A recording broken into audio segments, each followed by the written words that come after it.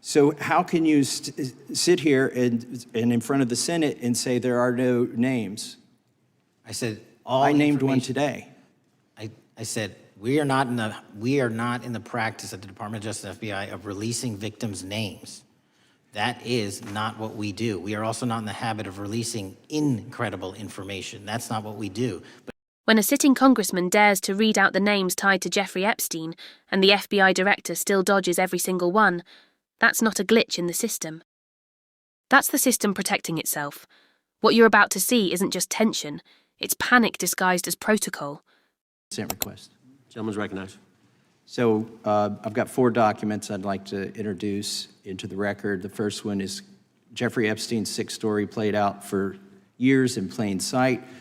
And Acosta is quoted in here saying, "I was told Epstein belonged to intelligence and to leave it alone." The second document is entitled, "What Epstein's Bodyguard Warned About His CIA Connections." The third document is from Fox Digital. It's titled, "Epstein's Private Calendar Reveals Planned Meetings with Obama Admin Official CIA Chief." And the last document is Wall Street Journal article that highlights Ehud Barak's 36 meetings with Jeffrey Epstein. He was the former Prime Minister of Israel and head of military intelligence for Israel. It may have held that title when he met Epstein, and then, yes. Without objection, the gentleman will hold for a second. The gentleman from Maryland is recognized. Thank you, Mr. Chairman. Just one UC request. This is Judge Engelmeyer's decision from August in U.S. versus Epstein, stating the government's 100,000 pages of Epstein files dwarfs the 70-odd pages of Epstein grand jury materials. Without objection, the gentleman from Kentucky is recognized for 5 minutes. Thank you, Mr. Chairman. Director Patel, I watched some of your Senate hearing yesterday when Senator Kennedy asked you, "You've seen most of the files. Who, if anyone, did Epstein traffic these women to besides himself?" You replied, according to the transcript, "There is no credible information that he trafficked them to anyone else." You also said somewhere in the hearing and here today that the problem is that the case files are constrained by limited search warrants from 2006 to 2007 and that the non-prosecution agreement hamstrung future investigations. Those constraints only apply to Southern District of Florida. They do not apply to Southern District of New York, the location of the 2019 sex trafficking indictment, which produced many things, including a series of FD 302 documents. According to victims who cooperated with the FBI in that investigation, these documents in FBI possession, your possession, detail at least 20 men, including Mr. Jess Staley, CEO of Barclays Bank, who Jeffrey Epstein trafficked victims to, victims including minors, such as Virginia Roberts Giuffre, may she rest in peace. That list also includes at least 19 other individuals, one Hollywood producer worth a few $100 million, one royal prince, one high-profile individual in the music industry, one very prominent banker, one high-profile government official, one high-profile former politician, one owner of a car company in Italy, one rock star, one magician, at least 6 billionaires, including a billionaire from Canada. We know these people exist in the FBI files, the files that you control. I don't know exactly who they are, but the FBI does.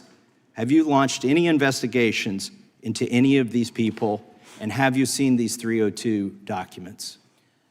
Sir, I have asked my FBI agents to review the entirety of the Epstein files and bring forth any credible information, and we're working with Congress not only to divulge that information and produce it to you, but any investigations that arise from any credible investigation will be brought. There have been no new materials brought to me launching a new indictment. So is the loophole here, or is it your assertion that these victims aren't credible, that the 302s maybe didn't produce credible statements that rise to a probable cause? It's not my assertion, sir. It's the assertion of 2 different United States attorneys' offices from 3 separate administrations who investigated those same materials in lifetime. Are the 302 documents in the FBI's possession? They reviewed all that, yes, sir. And so have you reviewed those 302 documents where the victims name the people who victimized them? If I personally know, but the FBI has. So how can you sit here and in front of the Senate and say there are no names? I said all I named one information- today. I said we are not in the practice at the Department of Justice FBI of releasing victims' names. That is not what we do. We are also not in the habit of releasing incredible information. That's not what we do. But multiple authorities have looked at the entirety of what we have. Okay, I got to move on here. Were you present when the AG had the White House event when she released the binders to the social media influencers? I was, yes. So if you're willing to meet with social media influencers who stood to benefit from the sensational and sad stories of these victims, will you meet with the victims as well? The FBI will meet with anyone who has new information. Will you personally meet with them? The FBI and the professionals who are handling the cases will. Were you instructed that it was important to release the documents to the Oversight Committee on the day of my introduction of the discharge petition to release these files? I don't know what day that was, so no.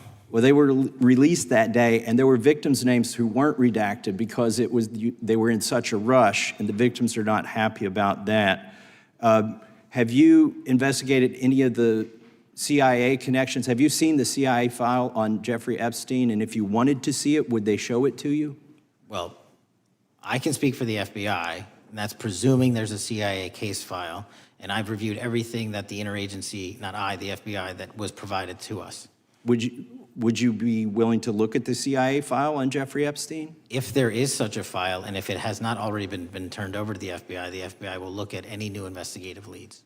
Have you made any progress on the pipe bomb investigation January 6th? And have you made any progress on the motive of the Las Vegas shooter? As to the first, it's an ongoing investigation, and we have made progress. As to the second, sir, I'll have to get back to you. All right, thank you. I yield back. Mr. Chairman, I have a unanimous. What you just witnessed wasn't some dull government hearing. It was one of the boldest and most uncomfortable confrontations between Congress and America's intelligence establishment in years. Representative Thomas Massie didn't tiptoe around it. He went straight for the jugular, demanding answers from FBI Director Kosh Patel about who Jeffrey Epstein was really connected to. And the questions were simple, but devastating. Were there other powerful men? Are there names in those files? And if the evidence exists, why is there still no accountability? That's not curiosity. That's justice asking where it disappeared to. For years, this entire saga has followed the same pattern: secrecy, redaction, silence, names buried, files sealed, and those with influence somehow immune from exposure. But Massie shattered that silence, not with speculation, but with receipts. He cited FBI FD 302 documents, witness statements, and victims' testimony naming bankers, billionaires, a royal, a producer, even government officials. This wasn't rumour, it was record. And yet, Patel's response? A textbook masterclass in deflection. He didn't deny the existence of those files. He didn't challenge the credibility of the witnesses. He simply sidestepped, claiming he hadn't personally read them and that other offices had already found no credible evidence. But that's exactly where the illusion cracks, because who decides what's credible? The very same institutions that have every reason to protect their own. This isn't just about Epstein, it's about the quiet handshake between power and secrecy. When a former US Labour Secretary once admitted he was told Epstein belonged to intelligence and to leave it alone, that wasn't a rumour, it was a confession. Even after Epstein's 2019 arrest, the pattern didn't change. The files stayed redacted, the name stayed hidden, and the story stayed controlled. Victims became sources, suffering became data, and accountability. That word vanished the moment billionaires and officials entered the frame. So when Patel says, "I haven't personally reviewed the documents," that's not transparency, that's strategy. Strategic ambiguity, designed to sound compliant while revealing nothing. It's how bureaucracies bury the truth under mountains of process. And when Massie pressed him to meet with victims, Patel's pivot to the FBI will meet with anyone who has information said it all. Because to this system, victims aren't people, they're paperwork.